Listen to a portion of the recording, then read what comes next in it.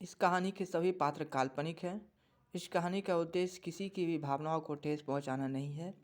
लेखक महोदय यह आशा करते हैं कि पाठक इस कहानी के मूल पर अधिक ध्यान केंद्रित कर इसे समझ पाएंगे।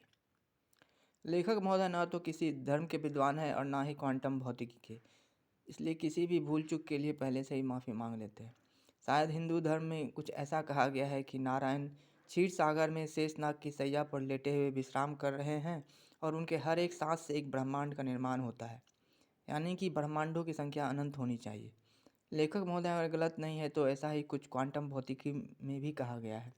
ब्रह्मांडों की संख्या अनंत है।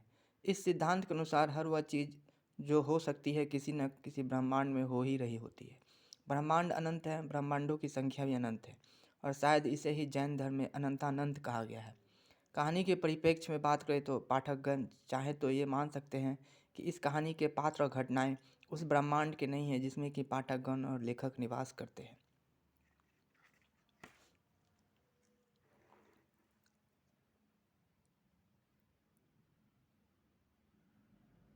सबसे बड़ा झूठ। आज से कई साल आगे की बात है। स्वर्ग में 4 सुप्रसिद्ध प्रख्यात और कुख्यात आत्माएं एक बहुत ही विस्तृत चमकीली पीली सतह पर हाथों में छेनी हथौड़ा लिए कुछ खुदाई कर रहे थे। ये चारों थे घिसलर, आइंसबीन, मिस्टर बीजी और चौथा सफ़ेद धोती पहने ऐनक लगाए हुए महात्मा टाइप का लग रहा था। चारों काम छोड़कर आपस में बातें करने लगे। मिस्टर बीजी, क्यों न हम अपनी जिंदगियों से जुड़ी सबसे बड़े झूठ पर थोड़ी देर विचार विमर्श और चर्चा कर दिल को बहलाया जाए। घिसलर, मैं था सबसे महान, मैं था सबसे महान। मैंने यह झूठ फैलाया कि आर्य सबसे श्रेष्ठ हैं। इस झूठ के दम पर मैंने कई साल अपने देश पर एक छत्र राज किया। मैंने उस देश की कमर ही तोड़ कर रख दी जिसका सूरज कभी भी नहीं ढलता था। अगर मैंने विश्व युद्ध करवाकर उस देश को कमज़ोर न किया होता तो वे छोटे छोटे देश कभी आज़ाद नहीं हुए होते जिनको कि उस देश ने गुलाम बनाया हुआ था। इसलिए मैं था सबसे महान, मैं था सबसे महान। यह कहते कहते घिसलर किंग कॉन्ग की तरह अपनी छाती पीटता हुआ गुलाटियाँ मारने लगा। आइंसबीन, मैं भी तो तुम्हारे ही देश का था घिसलर। मेरे झूठ के सामने तो तुम्हारा झूठ कुछ भी नहीं। तुम्हारा झूठ तो कुछ सालों बाद ही पकड़ा गया। मुझसे जुड़ी हुई झूठ तो कई कई सालों तक कायम रही। मैं था सबसे समझदार, मैं था सबसे समझदार। मैंने भौतिकी में जो भी काम किए उनका मोर और लेस कोई भी उपयोग रोज़मर्रा की ज़िंदगी में नहीं था।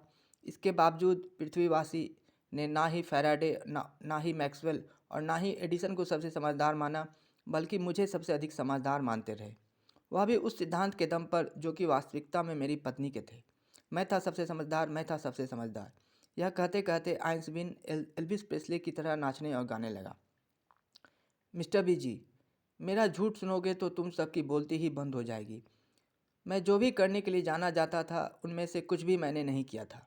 मैंने किसी दूसरे से PCOS personal computer operating system औने पौने दाम में ख़रीद लिया और उसे एमएस पीसीओएस नाम से बेचकर करोड़पति बन गया। काफ़ी दिनों तक लोग ये समझते रहे कि पर्सनल कंप्यूटर्स की दुनिया में मैंने ही क्रांति लाई थी। सच तो ये था कि मैंने सारी तकनीक रिप्पल कंप्यूटर्स की चुरा ली थी। इतना ही नहीं, जब मैं खरबपति बन गया तो मैं उन पैसों को जिन पर मेरा कोई भी अधिकार नहीं था लोगों में बांट बांट कर महादानी बनने का ढोंग करता रहा।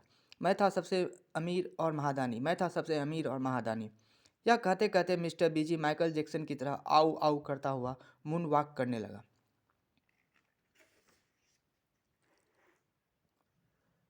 महात्मा टाइप दिखने वाले बूढ़े बाबा ने किसी तरह से तीनों को शांत कराया और कहा, तुम लोग मेरी भी बात सुनोगे कि अपनी अपनी गाल खुद बजाते रहोगे? थोड़ी मेरी भी सुन लो। मैंने दुनिया के सबसे बड़े लोकतंत्र को आज़ाद कराया था। कई क्रांतिकारी जो कि हंसते हंसते फांसी के तख्ते पर झूल गए, कई यातनाएं सहीं, उन्होंने नहीं बल्कि मैंने आज़ादी दिलवाई थी। जिस देश में गौतम बुद्ध, भगवान महावीर, गुरु नानक, संत कबीर, रमन महर्षि, जय कृष्णमूर्ति जैसे कई महान आत्माएं अवतरित हुईं, जिनके आगे लाखों सूर्यों का तेज भी फीका पड़ जाए, मैं उस महान देश का कई सालों तक देश पिता कहलाता रहा। बाबा की बात अभी खत्म भी नहीं हो पाए थे कि उन चारों ने देखा कि उनके आकार से 1000 गुना बड़े मैग्नीफाइंग ग्लास से दो अति विशालकाय आंखें उन्हें देखने की कोशिश कर रही हैं। चारों को कोई भी अचंभा नहीं हुआ। उन्हें पता था कि वे आंखें स्वर्ग के द्वारपाल की हैं। बिजली से भी तेज करकती आवाज़ आई, तुम चारों बहुत देर से बातें कर रहे हो। क्या तुम चारों को इस बात का ज्ञान नहीं है कि तुम्हें इस विशालकाय स्वर्ण पर्वत पर अगले 1 करोड़ सालों तक उन 10,000 अरब महापुरुषों के नाम अंकित करने हैं जो कि पिछले 100 लाख खरब सालों में पृथ्वी पर हुए हैं। अब जल्दी से अपने अपने काम में जुट जाओ।